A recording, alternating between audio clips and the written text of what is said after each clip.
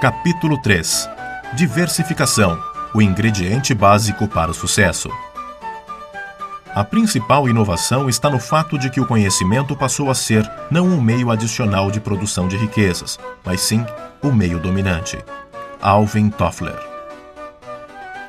Antes de continuar a contar a minha trajetória profissional, gostaria de fazer uma pequena pausa para colocar algumas questões que considero de extrema valia para os profissionais e principalmente para os jovens.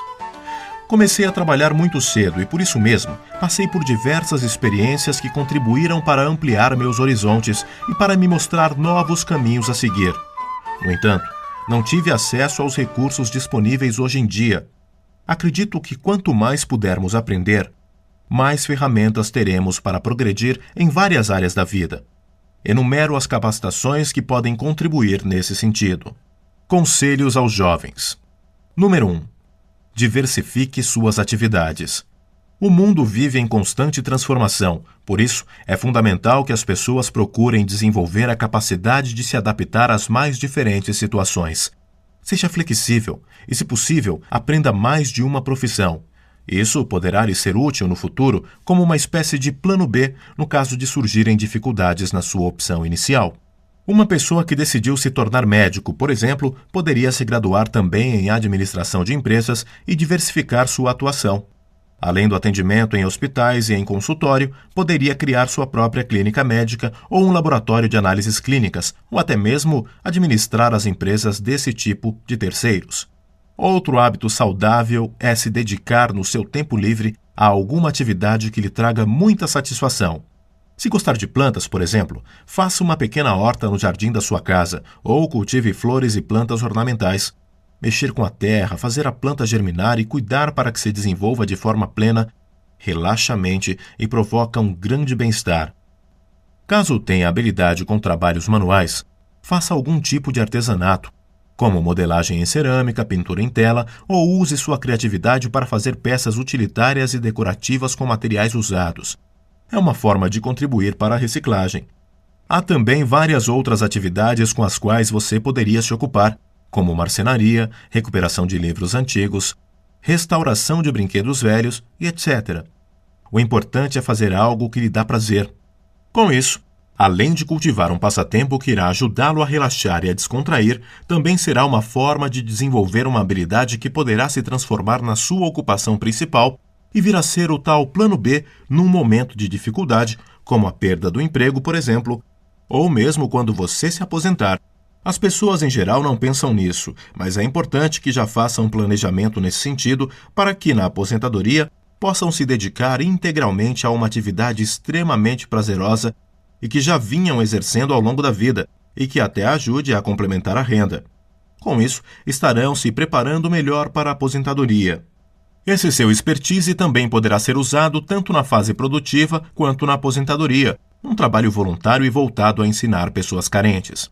Ao transmitir esses conhecimentos aos outros, especialmente aos que se encontram excluídos do mercado de trabalho, você estará contribuindo inclusive para a formação de futuros empreendedores. Número 2. Aprenda vários idiomas. O mundo está se tornando de fato uma aldeia global, devido à globalização da economia mundial e ao avanço das tecnologias de telecomunicações, como a internet, a computação móvel e o telefone celular. As fronteiras entre os países estão praticamente desaparecendo. Nesse sentido, torna-se valioso saber se comunicar em diferentes idiomas, como inglês, espanhol, francês, japonês e até mesmo mandarim. O aprendizado de outra língua também contribui para exercitar o cérebro na medida em que leva a um tipo de raciocínio que, mais adiante, poderá ser bastante útil. Qualquer exercício mental nos ajuda a pensar melhor, a sermos mais objetivos, a compreendermos melhor as outras pessoas, a nós mesmos e ao mundo. Conselho número 3. Estude música. Aprenda a tocar um instrumento ou cantar, dançar, qualquer atividade ligada à arte pode animar muito a sua vida. A arte, além de ser um meio de expressão, pode também proporcionar um tipo de destaque valioso no sentido social e até proporcionar maior visibilidade profissional. A música pode tocar fundo na alma e no coração humano, e pode ser uma forma eficiente de ativar o que temos de melhor, a alegria e a generosidade. Qualquer gênero musical, seja clássico, rock, gospel, samba, fado, ópera, popular ou qualquer outro tipo de música, trazem uma contribuição cultural e espiritual muito forte. A música desperta a sensibilidade, o poder de comunicação e a comunhão entre as pessoas. Algumas civilizações antigas, como a grega, egípcia, chinesa, entre outras, inclusive usavam a música como meio de cura para muitos males. Eram remédios milagrosos contra a depressão, angústia, saudade, distúrbios mentais e outras enfermidades. Quem canta os males espanta. Não é apenas uma frase de efeito, é a síntese da mais pura realidade. Experimente e verá. Quando estiver triste ou desanimado, ligue o toca-fitas ou o rádio e sintonize uma música bem animada. Se puder, se estiver sozinho ou num local reservado, procure dançar e se deixar envolver pela canção. Logo notará uma sensação de bem-estar invadindo sua alma. Além de ser um alimento para o espírito, a música é também uma forma eficiente e poderosa de atrair as pessoas. Já notou que nas festas ou nas reuniões sociais em que há uma pessoa tocando um violão, piano ou outro instrumento musical, todos os convidados acabam se aproximando dele, formam rodinhas e até cantam junto? É infalível. A grande maioria das pessoas adora a música e se deixa seduzir, no bom sentido, por quem a está executando. Por isso, se tiver a oportunidade, procure aprender a tocar um instrumento. Além de ser uma habilidade a mais e de ser uma forma de sentir e dar alegria e prazer a quem está ao redor, também é uma forma de vencer a timidez, quebrar o gelo, fazer novos amigos e se divertir muito com tudo isso. Dançar é outra forma poderosa de expressão. Você pode aliviar as tensões dançando até em sua casa se quiser. Cada um pode desenvolver o seu jeito próprio de dançar. A dança pode servir para vencer a timidez e ampliar o seu círculo de amigos. Lembro que nos meus tempos de adolescente, os rapazes que sabiam dançar acabavam se aproximando e conhecendo as meninas mais bonitas das festas. Mas se você quer aprender a dançar melhor, não se acanhe e procure a ajuda de um professor ou se inscreva em um curso de dança de salão. É uma atividade divertida que pode ser feita por pessoas de todas as faixas etárias. Além de ser um bom exercício físico, também é uma forma de criar novos amigos no próprio curso e fora dele, já que os professores costumam levar as turmas em locais como bailes, discotecas e clubes. Esse tipo de aprendizado serve para a vida toda. Afinal, em casamentos, festas, convenções de trabalho e nas reuniões sociais, costuma-se dançar.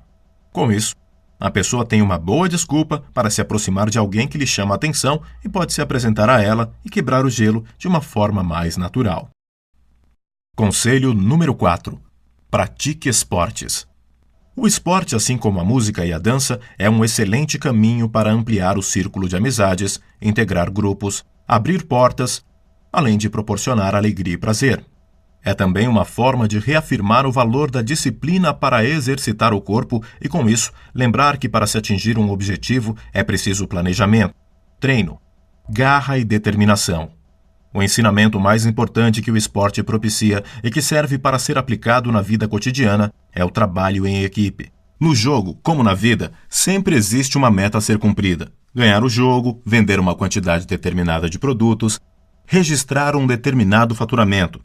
E para isso, é imprescindível que todos os jogadores, no caso os funcionários, vistam a camisa, ou seja, saibam exatamente qual é o seu papel e dos demais componentes da equipe e tenham a determinação de fazer o melhor possível em campo. No futebol, por exemplo, um jogador não pode achar que pode brilhar sozinho, ignorando os demais membros da equipe. Se fizer isso, poderá arruinar todas as chances da sua equipe de vencer o jogo. É preciso, inicialmente, que ele conheça a estratégia que é estipulada pelo técnico da equipe e, no campo, saiba armar as jogadas, verificar quem está mais bem posicionado e passar a bola para ele no momento certo, ou recuar a bola para a defesa para não passá-la para o oponente. E se der um lance errado, ter a garra de tentar recuperar a posse de bola. Considero o futebol fascinante porque nos faz exercitar coisas importantes, como, por exemplo, a nossa intuição. Óbvio que existe todo um treino e jogadas ensaiadas, mas no campo, muitas vezes o jogador precisa usar a sua própria intuição para decidir o que é mais indicado fazer naquele momento. Se é passar a bola para o companheiro ou se é melhor driblar o adversário e arrancar com a bola para tentar fazer um gol, ou outro lance qualquer, sempre sabendo que existe o risco de acertar ou errar. O curioso é que vários outros ensinamentos que são transmitidos para uma equipe de futebol, para não dizer todos, podem ser aplicados na vida e em outras atividades profissionais. Digo isso com conhecimento de causa, pois joguei no Palmeiras durante boa parte da minha juventude. Aprendi muito com essa experiência e muitas das lições me serviram para a minha atuação como vendedor e, posteriormente, como gerente de vendas e, finalmente, como empresário. Na minha mocidade, fui integrante de uma equipe de vendedores e, assim como no jogo, tinha um objetivo pré-estabelecido a cumprir, ou seja, efetuar uma cota determinada de vendas por semana e por mês. E para isso, precisava dar o melhor de mim todos os dias. Anos mais tarde, como gerente de vendas, minha principal tarefa, assim como cabe a um técnico experiente, era motivar minha equipe para que fossem a campo com a máxima vontade de vencer. Para isso, eu também precisava saber avaliar o potencial de cada um para que assim, como num jogo, escalar a pessoa certa para determinadas estratégias. Por exemplo, para as vendas que requeriam maior poder de persuasão, eu escalava o profissional que era mais falante, simpático e que tinha um perfil mais agressivo, correspondente ao zagueiro no futebol. Nos casos em que os clientes eram mais difíceis, direcionava o vendedor que tinha um perfil mais dócil e maleável, equivalente à defesa, e para o meio de campo, o que tinha a maior flexibilidade, ora sendo mais agressivo, ora sendo mais condescendente, sendo capaz de driblar todas as situações. Todas essas competências individuais tinham que, ao mesmo tempo, agir como um time coeso para atingir a meta em comum e com a mesma determinação, trazer para a empresa os resultados esperados. Outro ensinamento muito valioso transmitido pelo esporte é a importância de não se subestimar o adversário. Achar que seu oponente é inferior e que será facilmente vencido, em geral, costuma ser o primeiro passo para a derrota. O esporte também ensina outra grande lição, a de que, como em tudo na vida, é preciso estar preparado tanto para vencer como para perder, tendo a certeza de que nada é para sempre. Isso faz parte da regra de qualquer jogo e também da vida. A maior vitória e consagração, assim como o maior fracasso e humilhação, ambas as sensações igualmente irão passar. Não é porque você ganhou uma vez que ganhará sempre, e muito menos, se perdeu, não significa que jamais irá se recuperar. Então se mantenha sempre humilde, com os pés no chão, nunca se deixando embriagar pelo sucesso e também nunca se deixando abater em demasiado pela derrota. Claro que a vitória deve ser festejada e a derrota deve ser sentida, mas tudo na medida certa e com a compreensão de que são fases momentâneas e que devem ser entendidas como lições. Além de tudo isso e dos aspectos lúdico e salutar, o esporte também é mais uma forma de sociabilizar com as pessoas. Nas escolas, ele ajuda as pessoas a se enturmarem. Se você é tímido e tem dificuldade de fazer amigos, procure praticar um esporte que lhe agrade. Se gosta de futebol, entre para a turma que joga bola. Se prefere basquete, procure entrar para o time. Se a sua praia é o vôlei, se aproxime dos que também gostam desse jogo, e isso vale para qualquer outro esporte. Nos Estados Unidos, inclusive, isso é bastante estimulado, pois muitos colégios e faculdades oferecem bolsas de estudos parciais e integrais para as pessoas que se destacam no esporte. No Brasil, isso ainda não é uma prática comum, mas é uma maneira interessante de aproximação entre os jovens. No time, todos são iguais, no sentido de que, independente da posição em que joguem, cada um é importante para que o time como um todo atue de forma coesa e atinja a meta pretendida. Com isso, aprende-se a respeitar a individualidade de cada um e as diferenças. No tempo em que joguei no Palmeiras, conquistei muitos amigos dentro e fora de campo, e hoje tenho a alegria de ver meus netos participando de partidas, jogando lado a lado com os filhos e netos de pessoas de todas as classes sociais, inclusive de pessoas ilustres, pertencentes à elite. Conselho número 5. Domine e use as tecnologias de informação e comunicação. A era do conhecimento impõe constantes mudanças no mercado. Novas informações surgem cada vez mais rápidas. É preciso estar preparado para saber crescer e se aperfeiçoar em sua atividade. É preciso acompanhar os acontecimentos para estar sintonizado ao presente. Quando eu trabalhava na área de contabilidade, há mais de 50 anos, pensava sobre como poderia eliminar milhares de lançamentos nos livros fiscais. Era um trabalho exaustivo e sem limites.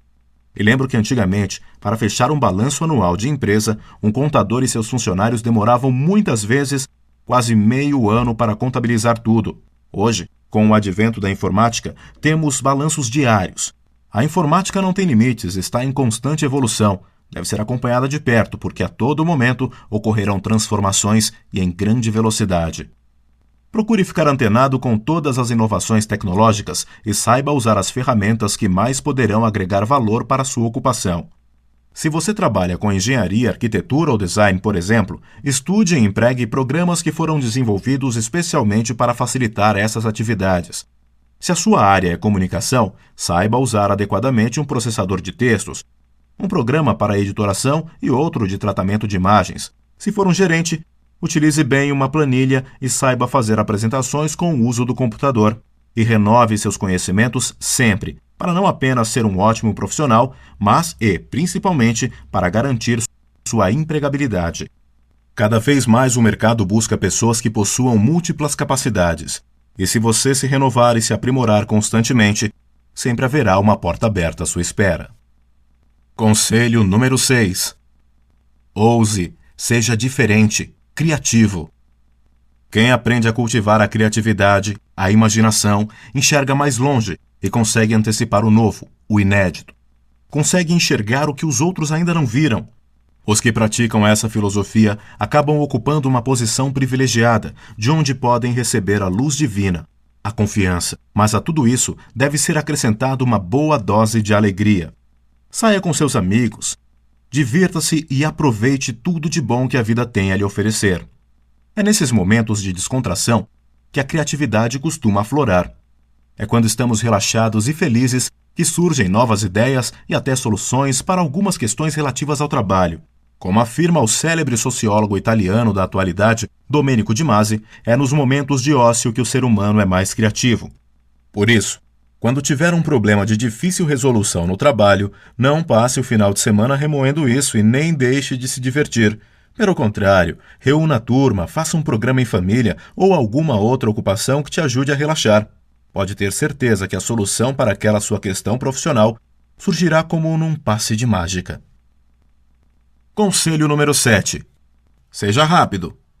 Ao contrário do que possa parecer, a vida não joga contra nós. Todo e qualquer obstáculo, toda experiência esconde em si oportunidades de crescimento e de compreensão. Sendo assim, procure aproveitar todas elas, não as desperdice, mas seja esperto. A maioria das oportunidades é única e não volta nunca mais. Não deixe para amanhã o que você pode fazer hoje. Lembre-se que estamos na era da internet e do mundo globalizado, em que todas as decisões são tomadas em questão de minutos. Sintonize-se nessa energia e reaja com rapidez. Tudo na vida pode dar certo, como pode dar errado, mas o importante é não ficar parado. Confie na sua intuição e na sua capacidade de reverter as situações que se mostrarem desfavoráveis. Conselho número 8. Esteja sempre alerta.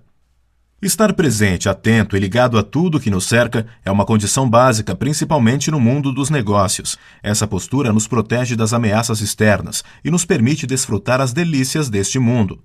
E lembre-se sempre, dinheiro, sorte e sucesso não combinam com desatenção. Leia mais de um jornal por dia, todas as revistas que puder. Entre em vários sites na internet, escute o rádio, veja a televisão, vá ao cinema, leia livros, enfim. Fique plugado no que está acontecendo na sua vizinhança, na sua cidade, no seu país e no mundo. Procure ampliar ao máximo os seus canais de informação. Quanto mais conhecimento adquirir, maiores serão as chances de obter sucesso, porque isso te deixará mais sintonizado com o aqui e agora. E a partir disso, você terá maiores condições de avaliar os gostos e preferências das pessoas, como elas se posicionam no mundo, como agem e o que anseiam. Com base nisso, você poderá antecipar tendências e necessidades desse público, e nesse exercício poderá vislumbrar oportunidades de novos produtos ou serviços que poderão ser desenvolvidos para atender a essas solicitações ou mesmo antecipá-las. Conselho número 9. Cultive uma religião, filosofia ou crença. Acredito que todos, igualmente, somos protegidos por forças divinas e invisíveis que nos acompanham sem que as percebamos. Por isso, considero importante escolher uma religião ou mesmo uma filosofia que ajude a despertar a sensibilidade, a compaixão pelo próximo e o respeito pela natureza. Todos temos que nos religar ao sagrado, à fonte criadora da vida, e buscar o crescimento espiritual. Há muitos caminhos distintos, mas todos conduzem para a mesma direção. E é importante que a pessoa escolha aquele que realmente lhe fale ao coração e à alma. Seja qual for a igreja, o templo, a sinagoga, o centro espírita ou a ordem filosófica, em todos esses locais encontramos a paz e os ensinamentos que nos ajudam a recarregar a alma. Mas a busca pelo sagrado é algo individual e que não pode ser imposto. Sou de formação católica, mas percorri vários caminhos antes de decidir qual seguir. Lembro que por volta dos meus 20 anos, vivia cheio de problemas psíquicos, causados por vários momentos difíceis que tive que enfrentar ainda muito jovem, como a recessão econômica provocada pela Guerra Mundial, a pobreza em que minha família vivia e várias outras situações que me trouxeram muita insegurança, medo, insatisfação e falta de perspectivas de futuro. Para aliviar esses sentimentos pesados, eu procurava buscar refúgio nas diferentes religiões, filosofias e movimentos espirituais que pudessem me trazer conforto e apontar novos caminhos. Diante disso, frequentei a Igreja Católica, fui à Renovação Carismática, frequentei o Centro Espírita e Seixo Noye. Mas foi na Fraternidade Rosa Cruz do Cosmo, um movimento de estudos científicos e esotéricos, que encontrei respostas para várias das minhas indagações. Essa ordem foi de extraordinária importância para o meu desenvolvimento mental, pois foi a partir daí que passei a acreditar na força do pensamento positivo. Nesse movimento, é mostrado que todos somos iguais perante a força criadora que chamamos de Deus, e por isso mesmo temos o direito e a capacidade de vencer. Eu aprendi a usar o poder do pensamento positivo na Ordem Rosa Cruz e, posteriormente, solidifiquei esse conhecimento através da leitura de vários livros sobre o assunto. Um deles foi O Poder do Pensamento Positivo, de autoria de Norman Vincent, e que li pela primeira vez em 1952. Portanto, há mais de 50 anos que pratico esse ensinamento e que me beneficio com a sua força. Todos esses caminhos que percorri me levaram a concluir que a melhor religião, filosofia ou movimento espiritual está dentro de cada um de nós. E para acessá-la, basta praticar o bem e não cultivar sentimentos mesquinhos, como inveja, competição, ódio e maldade. É importante ter pensamentos positivos e acreditar no nosso potencial para o bem. Nunca fazer aos outros o que não queremos que nos façam. Com essa mente positiva, com fé num guia espiritual, com muita vontade de vencer e determinação, é possível conseguir tudo na vida. Eu consegui. E você também pode. Experimente e verá. Conselho número 10. Tenha coragem para mudar. Há mudanças na vida que são inevitáveis e outras que são feitas por opção. Mas o fato é que, mesmo sabendo que mudanças são essenciais para o nosso crescimento, ficamos quase sempre apreensivos na hora de realizá-las. É preciso coragem para mudar. Ainda que muitas vezes aos olhos dos outros pareça estranho, devemos manter nossa coerência interior. Para ilustrar melhor, gostaria de relatar minha experiência em relação a este assunto. Quando meu filho mais velho optou pela faculdade de eletrônica, fiquei um tanto desapontado de início, pois tinha a expectativa de que ele fosse escolher para se graduar algo relacionado à administração de empresas e que pudesse, assim, dar continuidade e me auxiliar na Bobinex, mas respeitei a decisão dele e apoiei. Depois de ter cursado cerca de 1 ano de eletrônica, Fábio veio me dizer que queria mudar, não estava satisfeito com sua escolha. Achava que tinha feito a opção errada e decidiu que queria graduar-se como administrador de empresas. Desta vez fiquei surpreso, pois havia se passado 1 ano e, afinal de contas, era um investimento que na época considerei desperdiçado. Porém, ao decidir que queria e precisava mudar, Fábio mostrou que as mudanças são fundamentais, sobretudo quando estão de acordo com o nosso íntimo. Muitas vezes iniciamos nossas trajetórias como se fossem definitivas, mas a vida, Deus ou o destino, nos recoloca em outro rumo. Anos depois, ele tornou-se meu braço direito na fábrica e depois meu sócio, possibilitando que a Bobinex seja a empresa de sucesso que é hoje. Devemos examinar constantemente nossa consciência a fim de alinharmos nossas atitudes e objetivos. Conselho número 11. Escreva sobre sua vida. Uma boa forma de avaliar o seu próprio desempenho e também de visualizar o seu futuro é escrever sobre a sua própria vida. Através deste simples exercício de escrita, cada um poderá refletir mais claramente suas potencialidades, pensar nos sonhos que deseja concretizar e também planejar como e quando irá atingir seus objetivos. De tempos em tempos, deve voltar a ler esse roteiro e fazer as correções que julgar necessárias. Antes de pensar em escrever este livro, eu comecei fazendo uma simples carta para mim mesmo com o intuito de me lembrar sobre os meus projetos de vida. Acabei traçando um planejamento muito bom, em 1975, que serviu para me orientar durante muito tempo. Anos depois, em 1991, fiz outro planejamento que também foi fundamental para me ajudar a atingir as metas pretendidas. Em 2000, lembro que enfrentei um período em que a inflação alta, a instabilidade econômica brasileira, a crise do petróleo e uma série de outros acontecimentos estavam abalando os negócios e minha empresa enfrentava um momento muito delicado. Na tentativa de achar uma saída, contratei um profissional que se dizia especialista em gestão empresarial, sendo graduado por uma das mais importantes e conceituadas instituições de ensino de economia e administração de empresas do país. Após 6 meses de trabalho, ele me apresentou o resultado da sua avaliação. Era basicamente um organograma que sugeria como a minha empresa deveria se organizar em termos de estrutura, mas que na prática não iria trazer grandes transformações. Essa experiência serviu para me conscientizar de que eu mesmo possuía as respostas para as dificuldades que estava enfrentando e que só precisava confiar na minha própria intuição. Foi então que fui para o meu escritório e elaborei um planejamento de 200 itens que salvou minha empresa e vem me orientando desde então. Quando releio o que escrevi, percebo que todas as metas foram acontecendo ao longo do tempo e ainda hoje me ajudam em muitos sentidos.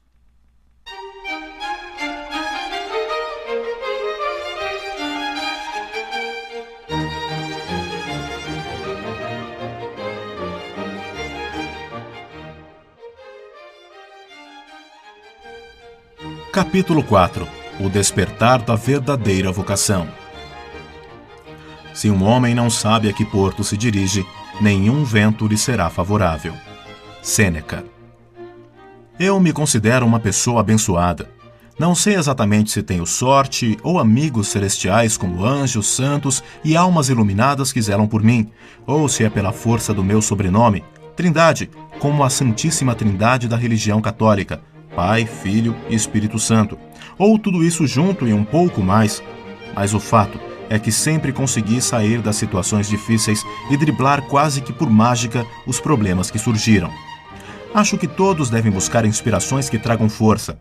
Acredito em milagres e, de certa forma, vários deles aconteceram durante a minha vida. Um deles se deu por intermédio do Armando Pucci, marido da minha irmã, que, vendo a minha paixão pelo futebol, me levou para treinar no Palmeiras Futebol Clube, quando eu ainda trabalhava na fábrica de fogões.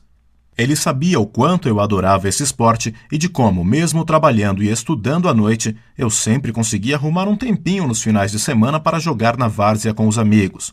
Como o Armando era amigo do Valdemar Campos, que era um dos diretores do clube, conseguiu me arranjar uma oportunidade lá dentro. Jogador de futebol. Quando cheguei ao Palmeiras, e mais uma vez me valendo daquele meu velho hábito de falar com todas as pessoas que encontrava pelo caminho, fiquei sabendo que o time estava praticamente montado. Faltava apenas escalar um lateral direito para completar a equipe. Eu nunca tinha jogado naquela posição. Na várzea eu era o centroavante. Mas quando o treinador me perguntou em que posição eu costumava jogar, não tive dúvidas e respondi: lateral direito. No primeiro teste feito numa quinta-feira, me saí tão bem que fui contratado no mesmo instante e escalado para jogar no domingo seguinte no time infanto-juvenil do Palmeiras. Alguém ainda está na dúvida de que isso não foi um milagre? Essa foi uma das maiores dádivas da minha vida, que me trouxe uma verdadeira sensação de vitória e me serviu de estímulo nos momentos mais difíceis. O melhor de tudo era que, além de fazer o que mais gostava, ainda ganhava um salário para isso. Não era nada excepcional e correspondia praticamente a uma ajuda de custo, algo próximo a R$500 de hoje. Mas um dinheiro a mais sempre ajudava.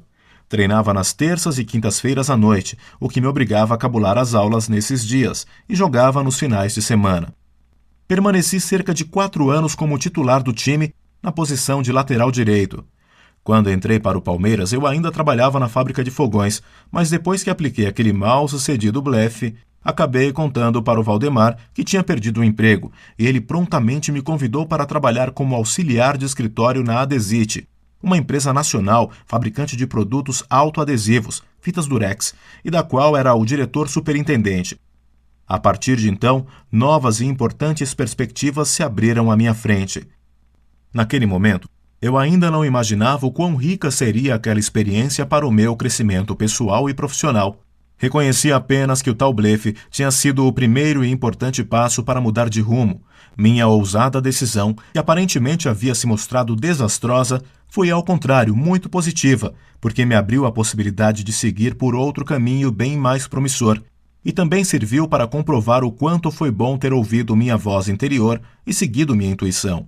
Foi uma lição que nunca esqueci e que continuo aplicando até hoje. Vocação inata para vendas. Na Adesite, comecei a progredir bem rápido e em pouco tempo passei da função de auxiliar de escritório para a de auxiliar de vendas e descobri que possuía um talento natural para aquela profissão. Aos poucos, entendi o real papel de um profissional de vendas. Ele não é apenas alguém que oferece produtos aos clientes, mas também é a pessoa que irá contribuir para que aquele cliente amplie seus conhecimentos e até tenha novas ideias. A partir daí, compreendi que um vendedor pode ser, na verdade, um colaborador importante que está levando ao público a informação sobre algo novo que pode ser extremamente útil. Isso vale tanto para uma pessoa como para uma empresa. Na minha nova função, comecei a ganhar bem devido às comissões e tudo começou a melhorar, embora eu ocupasse todo o meu tempo com o trabalho durante o dia, o colégio à noite e o futebol nos finais de semana. Mas o que mais me incomodava naquele momento não era a rotina estafante, mas sim o fato de eu não ter conseguido mudar a velha tradição de entregar todo o dinheiro que ganhava para minha mãe e continuar a viver todo aquele sufoco quando queria algum dinheiro para gastar com extras. Um belo dia, meu cunhado, Armando, presenciou uma discussão feia entre nós e, mais uma vez, veio em meu socorro com uma ideia brilhante. Naquela altura, eu já estava com 17 anos de idade e nada mais justo do que poder usar um pouco do meu suado pagamento para o que bem entendesse, sem ter que dar tantas explicações. O Armando então propôs que eu passasse a pagar uma pensão para minha mãe, equivalente a 55% dos meus ganhos, e o restante ficaria para mim. Conseguimos chegar a esse entendimento e, assim, comecei a ter o controle de parte dos meus ganhos. Na verdade, não sobrava muito dinheiro para guardar. Afinal, grande parte dele era destinado a pagar o colégio, a condução, a alimentação e também o vestuário, já que naquela época exigia-se das pessoas que trabalhavam com vendas e com o público um cuidado maior com a aparência. Com o passar do tempo, no entanto, aquela rotina diária começou a me desgastar demais. Eu me sentia muito cansado e não era para menos. Acordava às 6h30 da manhã para conseguir chegar à Adesite às 8, pois parte do percurso da minha casa até o trabalho era feito a pé e outra parte de bonde, que era um meio de transporte eficiente, mas muito lento. Depois de trabalhar o dia todo e de me alimentar mal, porque não dava tempo de tomar um café da manhã completo, e no almoço comia apenas lanches como cachorro-quente ou mesmo algum salgadinho, já que na época não havia muitas opções de lanchonetes como atualmente. Eu ia para o colégio e só voltava para casa depois das 23 horas. E nos finais de semana, meu compromisso era com o futebol. Cheguei a um ponto que não aguentava mais e decidi pedir férias. A questão é que a empresa estava numa boa fase, realizando muitos negócios, e não era um momento oportuno para me liberar para férias. Não encontrando outra forma de resolver a questão, decidi pedir demissão. O Valdemar, então, me chamou na sua sala e, numa conversa franca, quis saber quais eram minhas pretensões para o futuro. E eu lhe disse que estava cursando Ciências Econômicas, correspondia ao curso colegial mais profissionalizante, e quando me formasse poderia atuar como técnico em contabilidade e economia. Na verdade, eu queria estudar direito e me tornar advogado, porque achava que dessa forma poderia alcançar uma situação profissional e financeira mais estável e promissora.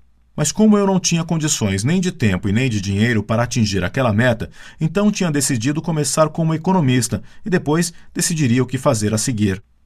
O Valdemar então me levou até a área de recursos humanos para me mostrar quanto ganhava o economista que trabalhava na empresa e que era o responsável pela contabilidade. Ele também era professor universitário e lecionava economia à noite, em uma conceituada faculdade de São Paulo. Fiquei surpreso ao descobrir que o salário daquele profissional era muito inferior, quase a metade, ao que eu obtinha como vendedor. E passei a ponderar se o Valdemar não estaria certo quando me aconselhou a largar o colégio e a me dedicar integralmente à área de vendas, para a qual eu tinha um talento excepcional. Na opinião do diretor da Adesite, eu deveria me aperfeiçoar cada vez mais no segmento em que já atuava, participando de cursos de curta duração e específicos das áreas de marketing e vendas, e deixar de perder tempo e de me cansar inutilmente com o estudo de algo que não me levaria a lugar nenhum. Passei vários dias pensando sobre o assunto, mas não conseguia me decidir. De um lado, não achava muito prudente abandonar o colégio, pois a minha família sempre valorizou a educação. Para nos manter na linha, minha mãe costumava dizer que se não estudássemos, acabaríamos trabalhando como carvoeiros ou como empregados de uma oficina mecânica, e não teríamos nenhum futuro. Aquelas ameaças surtiam efeito e continuaram martelando na minha cabeça por vários anos, mesmo quando eu já era um rapaz. Hoje, acredito que mesmo se eu tivesse que trabalhar como mecânico, tenho certeza que em pouco tempo abriria a minha própria oficina e depois chegaria a ter uma rede delas. Se o destino me levasse a ser taxista, em pouco tempo compraria meu próprio carro e, paulatinamente, formaria minha própria frota. E assim seria com qualquer outra profissão que decidisse ou tivesse que seguir, pois faz parte da minha personalidade me aperfeiçoar e progredir continuamente. Eu sempre tive pensamentos positivos e costumava visualizar mentalmente tudo o que eu desejava conquistar. Eu queria ter uma bela e confortável casa, roupas bonitas e de grife, um carro novo e várias outras coisas, e ficava imaginando que já as possuía. Muito tempo depois, descobri que esse meu exercício mental é uma das práticas recomendadas pela programação neurolinguística, uma ciência que ajuda as pessoas a entender melhor como o ser humano pensa, age e se comunica, para que, a partir desse conhecimento, possam utilizar o cérebro para alcançar os resultados que desejam. Pois é, existem cursos para ensinar o que eu sempre fiz de forma intuitiva. Apesar dessa minha atitude mental positiva, existem conceitos que nos são passados durante a infância e que, por mais que aquela voz interior ou a razão nos diga que não são importantes ou necessariamente verdadeiros, mesmo assim, nos trazem dúvidas e inquietações. Por isso, naquele momento, fiquei muito relutante em abandonar o colégio e mantive minha árdua rotina por mais algum tempo, matando aula uma vez ou outra, e fui seguindo assim até que um dia uma professora me reprovou por apenas meio ponto. Aquele episódio foi a gota d'água e me deu a coragem que precisava para largar de vez os estudos e me dedicar de corpo e alma à minha verdadeira vocação. Também decidi seguir os conselhos do meu chefe e fiz vários cursos focados nas áreas de marketing e vendas e que foram muito produtivos para a minha trajetória profissional. Em momento nenhum me arrependi dessa decisão. O tempo foi passando e no trabalho tudo seguia às mil maravilhas até que o dono da Adesite, seguindo o conselho de um consultor, contratou um profissional extremamente gabaritado para atuar como gerente geral de vendas. Era um alemão que havia trabalhado durante muitos anos na Gessilever, uma multinacional que era considerada na época uma verdadeira escola de vendas. Sério, austero e muito rigoroso, o novo gerente quis implantar na Adesite, que possuía 60 vendedores, a mesma filosofia de trabalho utilizada na Gessilever, cuja equipe somava quase 2.000 profissionais. O resultado não poderia ter sido outro. Foi catastrófico. Logo no início, seu estilo duro e autoritário criou resistências dentro da equipe de vendas. Com o passar do tempo, o clima de animosidade foi aumentando e em pouco menos de 6 meses, as vendas caíram 50%. Foi um resultado previsível, afinal, a Adesite era uma empresa de gestão familiar, com regras não tão rígidas. O novo gerente, apesar de ser extremamente competente e profissional, só pensava em números, em obter bons resultados, e tinha um jeito muito rígido e impessoal. Seu estilo causou medo, intimidação e insegurança nos vendedores, e com isso, a produtividade caiu de forma assustadora. Numa tentativa de remediar a situação, a diretoria da Adesite me chamou para uma conversa. Eles sabiam que, em virtude da função que eu exercia, era auxiliar da chefia de vendas, possuía bastante conhecimento sobre os negócios da empresa, atendia os clientes, verificava os relatórios dos vendedores e me relacionava muito bem com toda a equipe. Na prática, eu já atuava como um gerente. O profissional que havia sido contratado para isso, ao contrário, só trouxe problemas e atritos, porque o sistema que quis implantar não era adequado e se chocou com a cultura da empresa. Assim, naquele ano de 1954, fui promovido e passei a ser, aos 21 anos de idade, o novo gerente geral de vendas para todo o território nacional.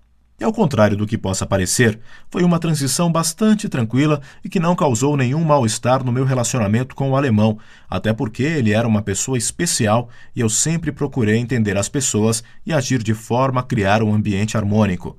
No período em que trabalhamos juntos, nos tornamos amigos e aprendi muito com ele sobre organização de vendas, elaboração de relatórios, estatísticas, controle de visitas, metas de trabalho e outras lições valiosas. Com a minha promoção, houve uma inversão de papéis. Quem era meu chefe passou a ser meu subalterno, numa prova inconteste de que o mundo dá muitas voltas. Mas ambos nos demos bem com a troca. De sua parte, ele pôde finalmente exercer um trabalho que tinha mais a ver com seu jeito de ser, a de caixeiro viajante. Como já estava com 50 anos de idade e possuía uma situação financeira estável, achou genial a ideia de viajar e de não ficar preso a um escritório. De minha parte, pude assumir um cargo que na prática eu já exercia e, dessa forma, subir mais um degrau dentro da empresa. Antes de nos despedirmos, ele me deu uma dica muito valiosa. Ao me ver assinar um documento, disse que se eu quisesse vencer na vida, teria que fazer uma pequena mudança na minha assinatura. Ela sempre deveria terminar com um traço para cima e com 3 pontos que sinalizam o delta místico e significam liberdade, igualdade e fraternidade. Trata-se, na verdade, de um costume usado pelos integrantes da maçonaria. Os 3 pontos também representam os ideais de amor, vontade e inteligência cultivados por essa sociedade secreta. Como todas as demais lições que esse alemão me passou foram muito positivas, decidi acatar esse ensinamento também e passei a assinar meu nome daquele jeito. A partir de então, por coincidência ou não, minha vida mudou de forma significativa e para melhor. As oportunidades surgem quando menos se espera. Nem sempre são exatamente como desejamos, mas mesmo assim, não devem ser menosprezadas e nem ignoradas. Quando fazemos algo com paixão, sempre colhemos bons resultados. Disciplina, determinação e vontade de acertar são indispensáveis para que se consiga atingir um objetivo. Amigos e bons relacionamentos valem mais do que ouro. Procure não apenas ser bom, mas sim o melhor em tudo o que fizer. Procure estar sempre seguro da decisão que irá tomar, seja ela qual for. Quando a sua intuição lhe falar, preste atenção.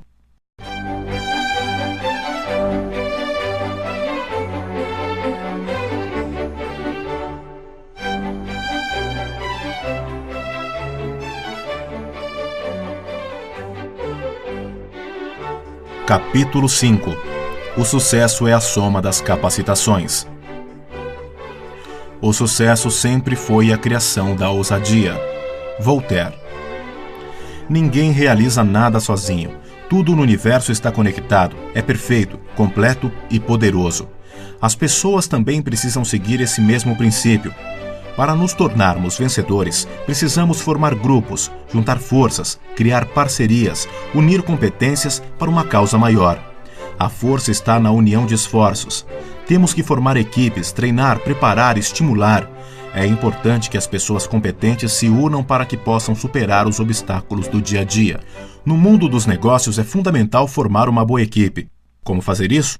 Para manter uma equipe vencedora, é importante que o líder seja honesto, competente, capaz de cumprir seus compromissos e que saiba não apenas orientar seus subordinados nas tarefas diárias no ambiente de trabalho, como também consiga estimulá-los e lhes mostrar as possibilidades que os aguardam no futuro.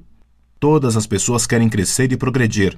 O importante é saber avaliar o potencial de cada profissional e lhe fornecer elementos para que se desenvolva ao longo de sua carreira. Para um gerente ou líder de equipe, é fundamental saber ouvir seus subordinados e não ter ideias pré-concebidas a seu respeito. Com isso, ele poderá identificar os diferentes perfis e colocar as pessoas certas nas funções adequadas. Gerente de vendas. A soma do trabalho em grupo é o que cria as oportunidades que conduzem ao sucesso. Em várias oportunidades na minha trajetória profissional, pude comprovar isso. Nada hesite, esse conceito se fortaleceu porque inicialmente eu fiz parte de uma força de vendas e fui muito estimulado pela confiança que meus superiores depositaram na minha capacidade. Anos depois, nessa mesma empresa, assumi a gerência de vendas e, como líder, procurei incentivar meus subordinados avaliando o seu potencial individual para dar-lhes condições de crescer e de se aperfeiçoarem. É imprescindível que um líder saiba planejar a evolução profissional de cada um de seus subordinados. Não é admissível que uma pessoa permaneça vários anos numa mesma função. Isso não traz benefícios nem para o profissional, que fica estagnado, acomodado e desestimulado, e muito menos para a empresa, que passa a manter o indivíduo que não lhe oferece nada de novo. A vida está em constante movimento e a empresa deve saber acompanhar essas modificações para continuar atuante e manter seu poder de competitividade. Mas uma empresa é formada por pessoas e isso deve ser levado em consideração. Em geral, o ser humano resiste a mudanças. Por isso, é necessário que os líderes saibam envolver suas equipes para que não se sintam ameaçadas pelas inovações que precisam ser introduzidas. Se cada funcionário se sentir parte do processo e tiver a nítida compreensão de que sua participação é importante para que a empresa obtenha os resultados esperados ou mesmo se supere, certamente não colocará resistências e contribuirá de forma positiva. No final das contas, todos, indistintamente, obterão ganhos. Mas é importante também que cada profissional busque seu desenvolvimento pessoal e não fique apenas esperando que seu chefe lhe peça isso ou lhe propicie oportunidades nesse sentido. Eu sempre progredi porque tinha o hábito de observar tudo à minha volta e uma vontade enorme de aprender o máximo possível. Nunca me limitei a fazer apenas o que me pediam. Sempre procurei fazer um pouco a mais e me esforcei para desenvolver habilidades que ainda não possuía, porque sabia que essa seria uma das chaves que abriria as portas da minha ascensão profissional. Se você quer obter sucesso, não se contente em apenas fazer bem feito o que lhe pedirem. Queira sempre mais, aprimore-se e atualize-se. Para profissionais automotivados e que apresentam variadas capacitações, pode faltar emprego em determinado momento, mas trabalho nunca irá faltar. Uma empresa é como um time de futebol. É o conjunto, a soma das competências que leva ao sucesso. Desenvolva o seu potencial e acredite na sua capacidade de melhorar continuamente. Para manter uma equipe vencedora, é importante que o líder seja honesto, cumpra seus compromissos e saiba estimular seus subalternos.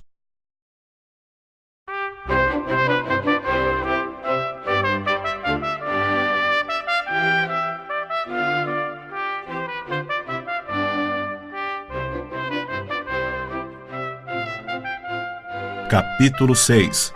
Começando a prosperar. Acredito que o objetivo da nossa vida seja a busca da felicidade. Isso está claro.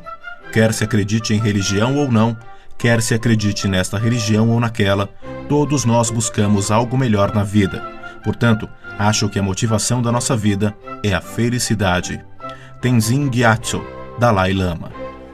A gerência de vendas me coube como uma luva. Isso porque, apesar de nunca ter estudado psicologia durante toda a minha vida, procurei escutar as pessoas, entender seus anseios e medos, para poder estimular o seu potencial.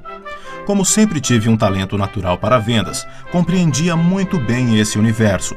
Tinha a exata consciência de que um vendedor intimidado não produz. Sabia muito bem como era o dia a dia desse profissional, de como era difícil sair todos os dias sob o sol escaldante, ou tomar chuva e passar frio, além de gastar dinheiro com condução e nem sempre, no final da jornada, conseguir atingir o objetivo, que era concretizar a venda.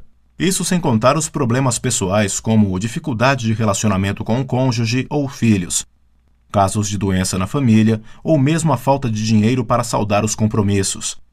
Todos esses fatores juntos ou isoladamente podem afetar seriamente a produtividade de um funcionário, e na área de comercial, seus efeitos são ainda mais prejudiciais, porque um vendedor deprimido ou sem estímulo não consegue vender. Os ingredientes fundamentais para o bom vendedor são basicamente conhecer em profundidade o produto ou serviço que está oferecendo, ser otimista e simpático, ter bom humor, usar a diplomacia e ser flexível para poder estabelecer com o cliente uma comunicação saudável e, com isso, sanar suas dúvidas e estimulá-lo a comprar. Mas se, ao contrário, o vendedor for trabalhar mal-humorado ou preocupado com seus problemas pessoais, esse estado de espírito acaba sendo transmitido para o cliente e, com isso, fatalmente ele desiste de efetuar a compra. Pela minha própria experiência de vida e devido a todas as dificuldades que já havia enfrentado, sabia como lidar com tudo aquilo. Por isso, quando assumi a gerência de vendas da Adesite, mantive uma postura de simplicidade. Sabia que um líder precisava transmitir segurança à sua equipe e procurei fazer isso conversando constantemente com cada um deles. Quando um determinado vendedor não estava conseguindo atingir a sua meta, eu o chamava para uma conversa para identificar qual era o problema e tentava ajudá-lo no que fosse possível. Se o motivo era falta de dinheiro, conseguia liberar um vale e, por várias vezes, cheguei a ir junto com o vendedor para visitar um cliente e, com isso, conseguíamos concretizar a venda, o que contribuía para que ele recuperasse sua autoestima e o otimismo. Tratava a minha equipe de igual para igual, procurando incentivar a todos continuamente. Apesar da minha pouca idade na época, estava apenas com 21 anos, já possuía bastante experiência de vida, porque sempre fui muito observador e nunca tive preconceito para me aproximar das pessoas. Tinha como hábito conversar com todos, indistintamente, que cruzassem o meu caminho, porque no fundo sabia que teriam boas histórias para contar e que poderiam me servir de lição. Outro fator indispensável para o bom vendedor é saber enxergar, mesmo nas situações aparentemente desfavoráveis, as oportunidades. Um bom exemplo disso, e que li na internet recentemente, foi o caso de uma grande empresa brasileira fabricante de calçados e que queria expandir suas exportações. Depois de muita pesquisa, decidiu investir na Índia, considerando que haveria uma grande demanda pelo seu produto naquele país. Assim, a empresa enviou 2 vendedores, um para o sul e outro para o norte do país. O primeiro deles passou um e-mail para a diretoria no Brasil, informando que o mais aconselhável seria suspender todos os investimentos e cancelar as exportações, porque naquele local ninguém usava sapatos. O vendedor do norte, em contrapartida, enviou uma mensagem dizendo exatamente o contrário, ou seja, que seria muito oportuno investir pesadamente nas exportações, porque ninguém na cidade usava sapatos e haveria um grande mercado a ser explorado. Ambos encontraram a mesma situação. Mas enquanto um viu apenas o problema, o outro conseguiu enxergar a oportunidade. Eu consegui vencer vários obstáculos porque eu não os via como problemas, mas como desafios. Então, quando certa situação me era apresentada, não me centrava nas dificuldades, mas nas soluções e no que seria necessário fazer para chegar a concretizá-las. Essa postura nos negócios e na vida fez no passado e continua fazendo no presente toda a diferença. Fim de um sonho. Início de novos caminhos.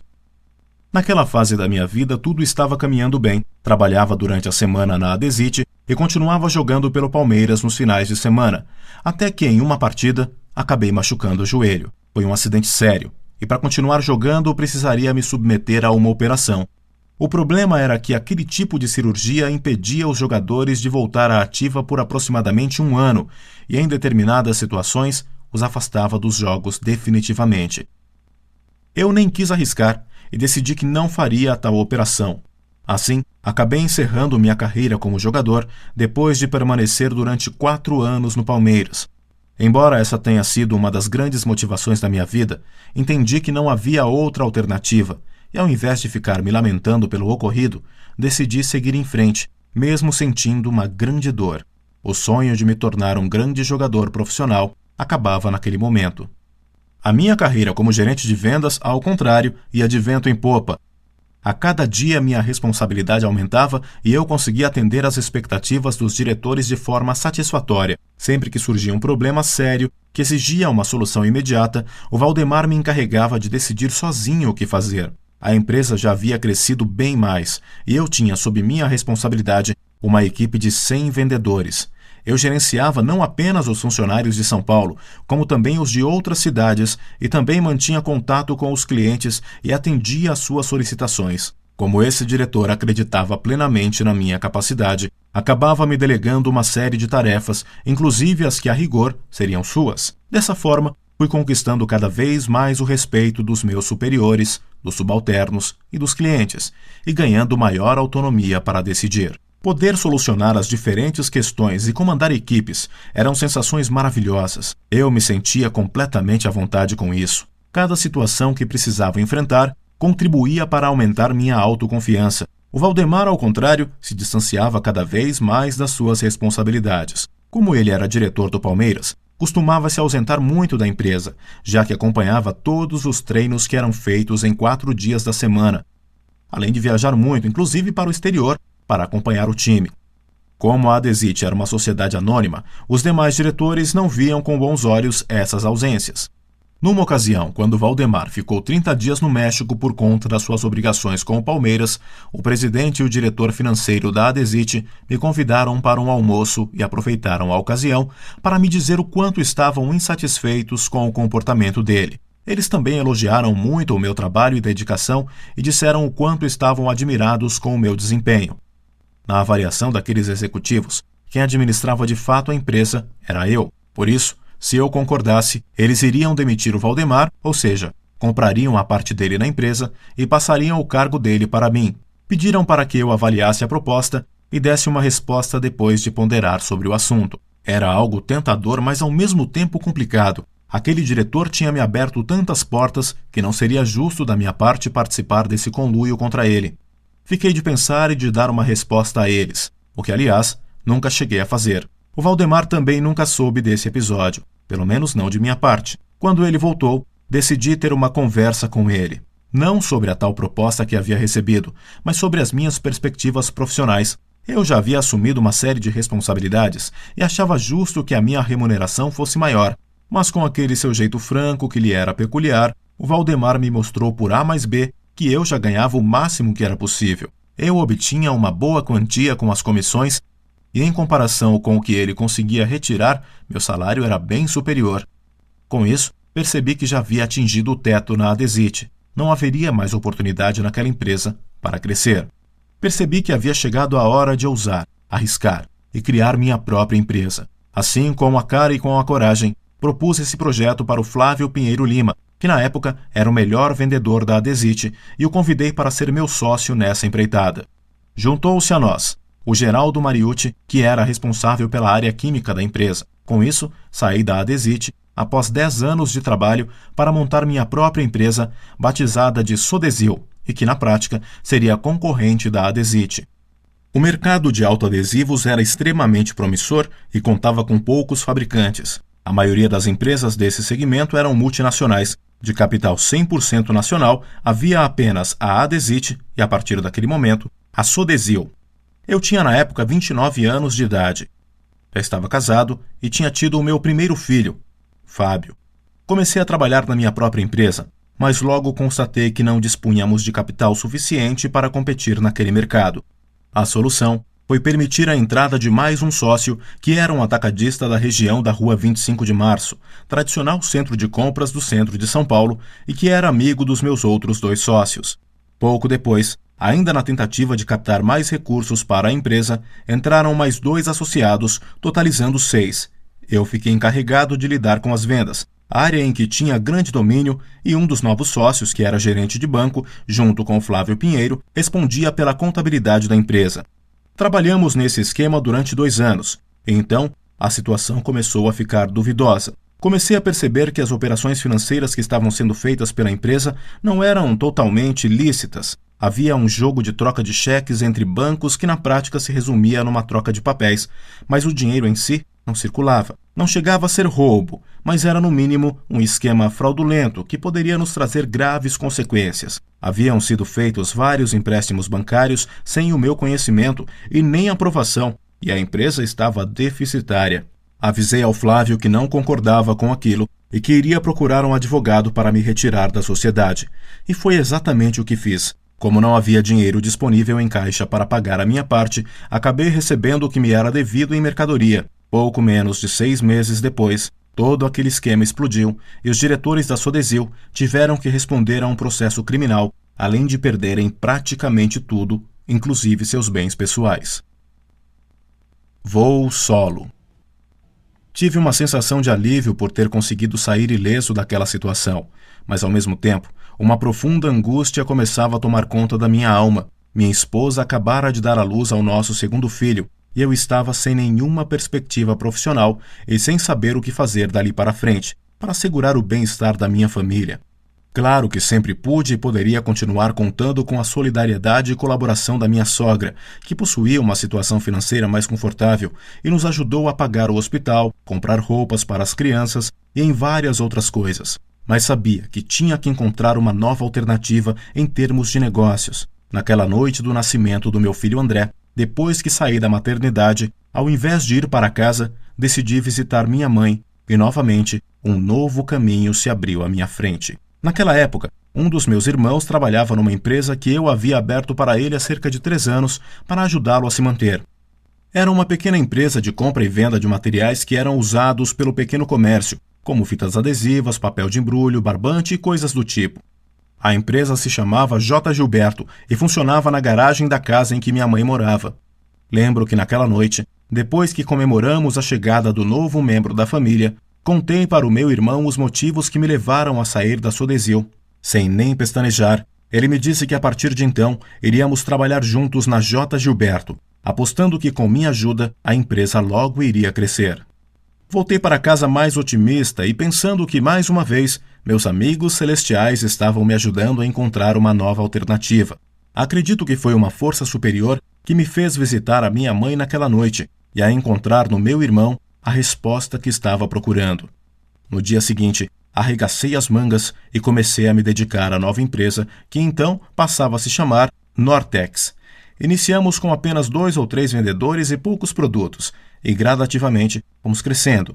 Após um ano, nossa equipe somava 17 vendedores e a carteira de produtos saltou para 40. Pouco depois, nos instalamos na nossa nova sede, um pequeno armazém na Rua Sílvia. Nunca me esqueço de um vendedor, o João Baiano, que não sabia ler nem escrever, mas era o melhor profissional da equipe, pois com sua humildade e carisma conseguia cativar a todos e obtinha resultados surpreendentes. Apesar de analfabeto, ele se empenhava em desenhar letra por letra para tirar o pedido, e essa sua determinação era admirável e respeitada por todos, e principalmente pelos clientes. Aprendi muito com ele. A situação só não era melhor porque eu e meu irmão não nos dávamos muito bem. Em parte isso ocorria porque eu tinha mais desenvoltura para os negócios e para me relacionar com fornecedores e clientes, além de ser mais arrojado e querer progredir continuamente. Tínhamos estilos diferentes de gerenciar. Estávamos numa época em que a inflação era muito alta e nossas divergências se acentuaram porque eu queria comprar o máximo possível, porque sabia que poderia vender a mercadoria mais para frente com preço maior, e assim obter maior lucratividade. Meu irmão não pensava dessa forma e temia dar um passo maior que a perna. Claro que existia o risco, mas nos negócios é necessário ousadia. Paralelamente na Adesite, a situação não era das melhores. Lembro que, quando pedi demissão, o Valdemar me consultou a respeito de quem deveria assumir o meu lugar. Na época, indiquei uma pessoa que não era exatamente um amigo tão próximo e com quem não tinha muita afinidade, mas ele era extremamente honesto e correto, apesar do seu jeito duro e, de certa forma, antipático. No entanto, o Valdemar decidiu contratar outro profissional que era um grande amigo meu e companheiro de farras do tempo em que eu ainda era solteiro. Ele era um companheiro e tanto, mas sua queda para a boemia não o referendava para um cargo de tanta responsabilidade. Cheguei a alertar o Valdemar sobre isso, mas ele não me deu ouvidos e o contratou. O tempo me daria razão. Em poucos meses, os resultados trazidos pelo novo contratado não atingiram as metas e a empresa acabou sendo vendida para um grupo multinacional. Antes disso acontecer, no entanto, o Valdemar chegou a me contatar umas 3 ou 4 vezes para que eu voltasse a ocupar meu antigo cargo de gerente de vendas. O salário que me ofereceu era convidativo, praticamente o dobro do que eu ganhava quando saí. Mas mesmo assim, preferi recusar. Ponderei que na Adesite sempre seria um funcionário e, portanto, haveria limitações para o meu crescimento profissional e pessoal.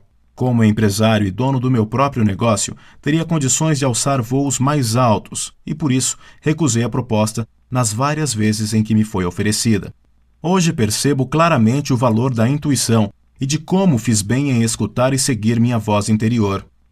Se eu tivesse aceitado o convite, em pouco tempo poderia me encontrar numa situação de desemprego e de falta de perspectivas, já que não tardou para a Adesite ser vendida para uma multinacional. Também foi por pura intuição que não aceitei uma outra oportunidade que surgiu logo a seguir. Pouco tempo depois que a Sodesil faliu, o irmão de um dos meus antigos sócios me procurou para saber se eu não teria interesse em me associar a ele em um novo empreendimento. Na verdade, seria para trabalhar no mesmo local que havia sido a sede da Sodesil. Ele havia conseguido, através de um juiz de Valinhos, abrir a empresa com uma nova razão social e que funcionaria na Rua São Paulo, que na verdade era a rua de trás da Avenida Brasil, que era o endereço oficial da antiga empresa. Mas eu preferi não aceitar a oferta. Eu já havia passado um susto enorme com a experiência da Sodesil e achei melhor não arriscar.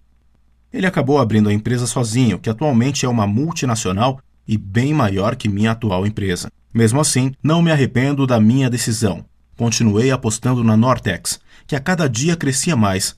Conseguimos conquistar bons fornecedores, um dos quais era a Pax Papéis, uma fábrica de papel de embrulho, da qual passamos a atuar como representantes. Após 6 meses, no entanto, o relacionamento com essa empresa começou a sofrer um desgaste. Isso porque conseguíamos fechar vários pedidos, mas na hora de entregar a mercadoria, havia atrasos porque a fábrica não produzia no mesmo ritmo.